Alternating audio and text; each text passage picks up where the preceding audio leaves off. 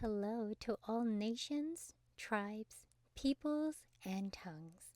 Welcome to Storytime with Rae, where we read the King James Version of the Bible from Genesis to Revelation to take in the wisdom and understanding from the Word. Thank you for joining, and God bless.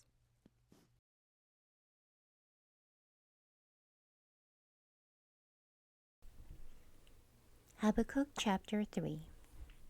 A prayer of Habakkuk, the prophet of Siginoth. O Lord, I have searched thy speech and was afraid. O Lord, revive thy work in the midst of the years.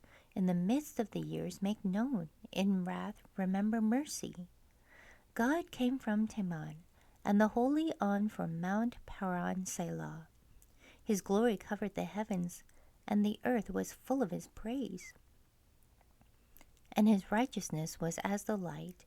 He had horns coming out of his hand, and there was the hiding of his power. Before him went the pestilence, and burning coals went forth at his feet. He stood and measured the earth and beheld, and drove asunder the nations, and the everlasting mountains were scattered. The perpetual hills did bow, his ways are everlasting. I saw the tents of Cushan in affliction, and the curtains of the land of Midian did tremble. Was the Lord displeased against the rivers? Was thine anger against the rivers? Was thy wrath against the sea, that thou didst ride upon thine horses and thy chariots of salvation? Thy bow was made quite naked according to the oaths of the tribes, even thy word, Selah. Thou didst cleave the earth with rivers. The mountains saw thee, and they trembled.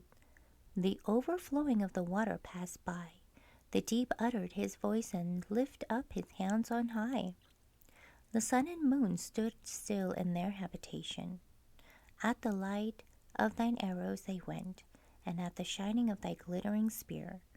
Thou didst march through the land of indignation. Thou didst thresh the heathen in anger. Thou wentest forth for the salvation of thy people, even for salvation with thine anointed. Thou woundedst the head out of the house of the wicked, by discovering the foundation unto the neck, Selah. Thou didst strike through his staves the head of his villages. They came out as a whirlwind to scatter me. The rejoicing was as to devour the poor secretly. Thou didst walk through the sea with thine horses, through the heap of great waters. When I heard, my belly trembled, my lips quivered at the voice.